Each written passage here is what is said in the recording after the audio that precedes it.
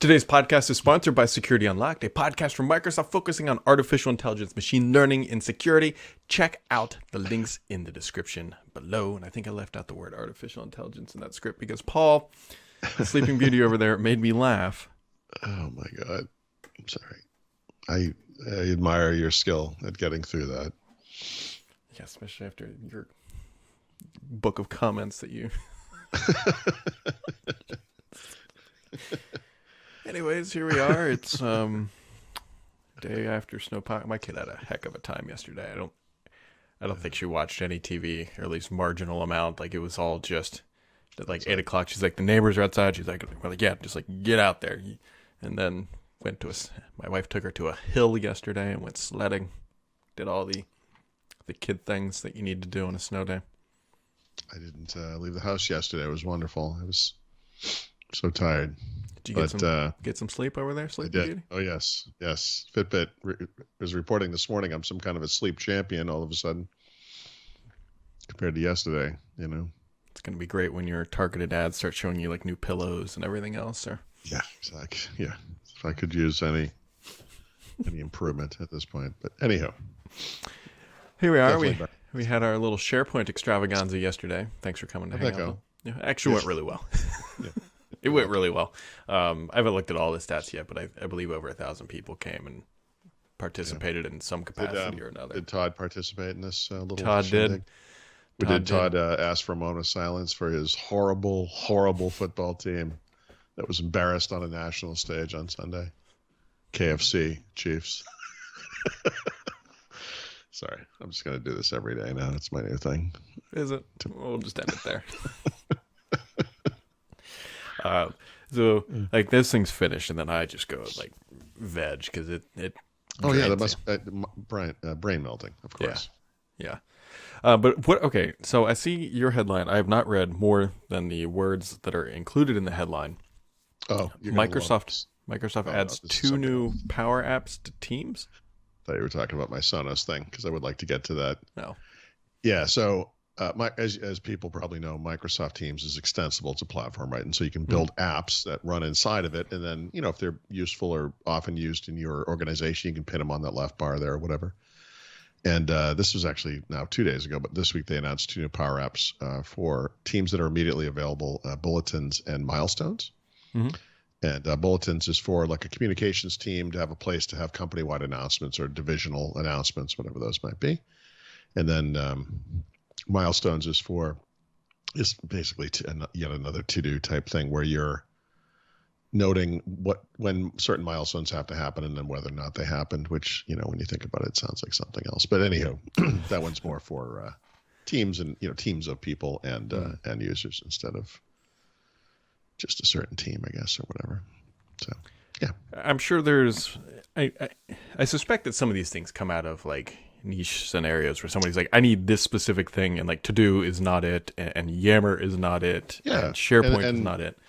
Within Microsoft, if you're familiar with the whole Microsoft Garage thing, which has gone through many different iterations, but they have those, I'm referring to the Microsoft Garage because there's actually different ones that have like make apps, right, for mobile and for Windows, and they have that feel like either created by an individual or maybe a small team of people instead of, you know, like it's not a massive new Teams feature, but it's available if you need it, and it was maybe made by a smaller team, but it is coming from Microsoft.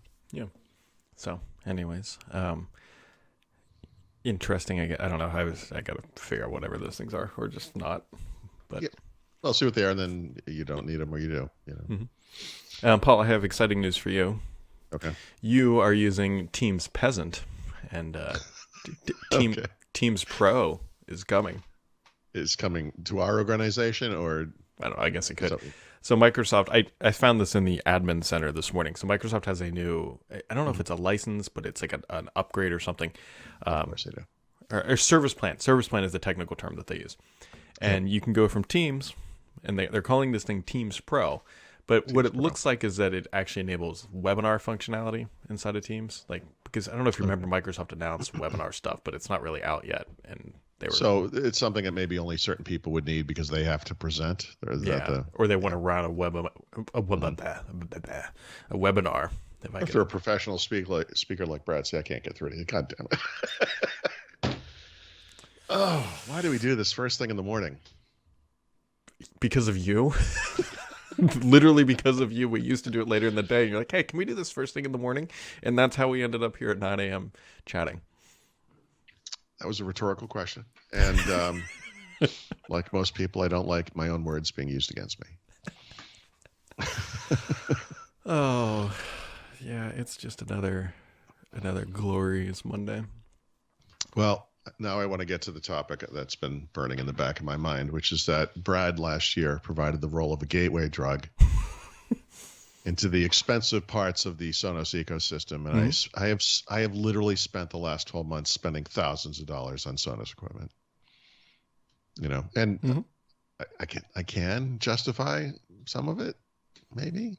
I mean, for example, like there's things I've always wanted to get, but like the amount of money they are, it's like there's no way I'm spending this money. Like a Sonos sub, these things are like $700. It's crazy. Yep.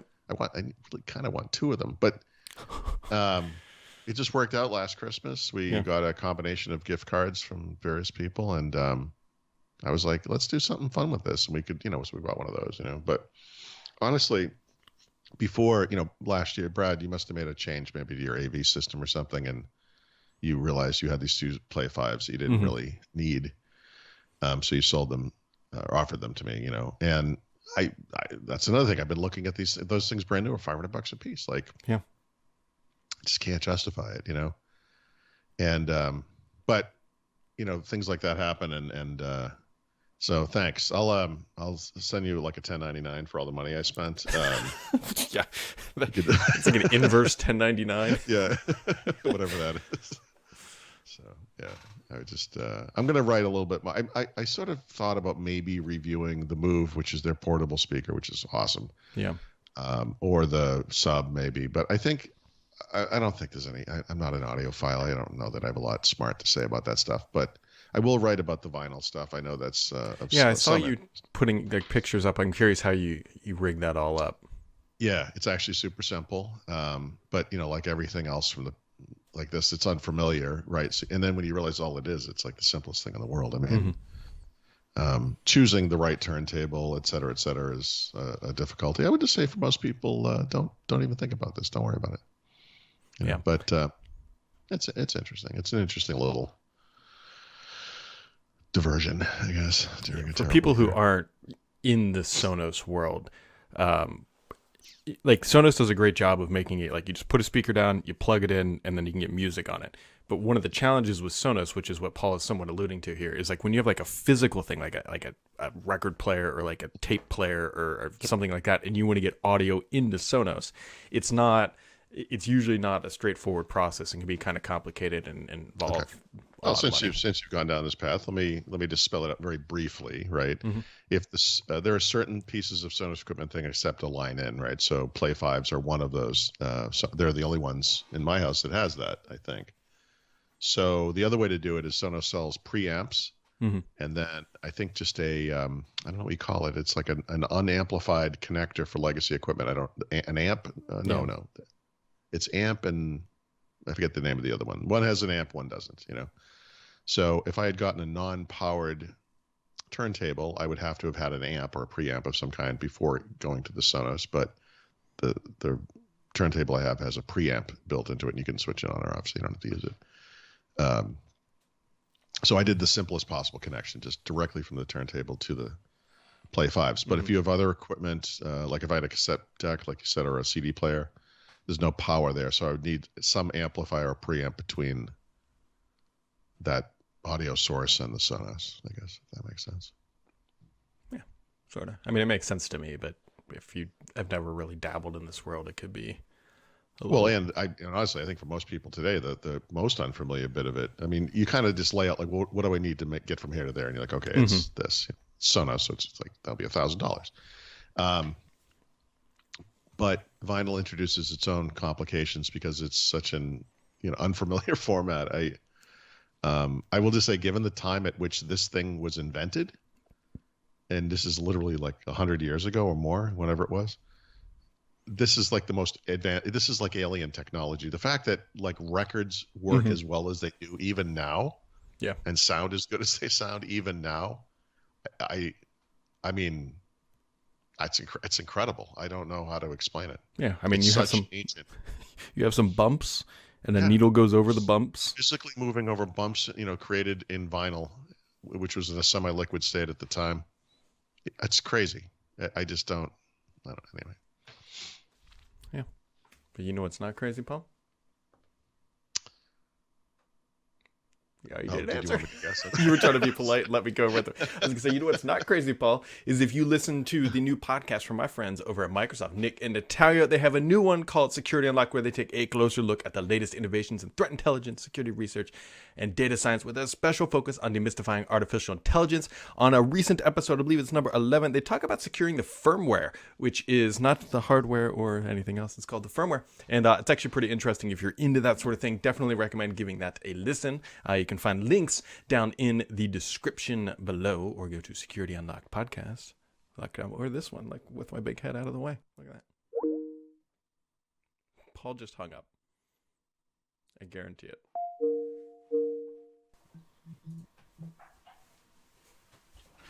I'm not editing that out. You were going to go listen to the podcast, weren't you? You were so excited about it. I was actually, what I was going to do was I was going to have a nice closing comment based on what you just said, and now, of course, it will be meaningless. Which was, you're demystifying. Yep, I know. See, it doesn't land. No, it doesn't land when you hang up the phone call. I just didn't. I was closing something else, and I hit the wrong thing. Lots too many windows. It's not my fault. Well, technically. Sorry. Yeah. Anyway, so that's... I don't know. Yeah. Here we are. Minecraft Dungeons reaches 10 minutes. For some reason I thought this was 10,000. And I was like, that's not... Like, why would you celebrate that? Like, that for Microsoft, that's nothing. I know Xbox is small, but really? Yeah, like 10,000 players. So, it kind of... I don't know, that kind of pairs up well with the fact that their virtual thing not completely flopped, but failed. But then they put out like a standard Minecraft game and it explodes. I think they had a Hudson Park, if that's the right name, event like right when the pandemic started. It was like, I didn't go.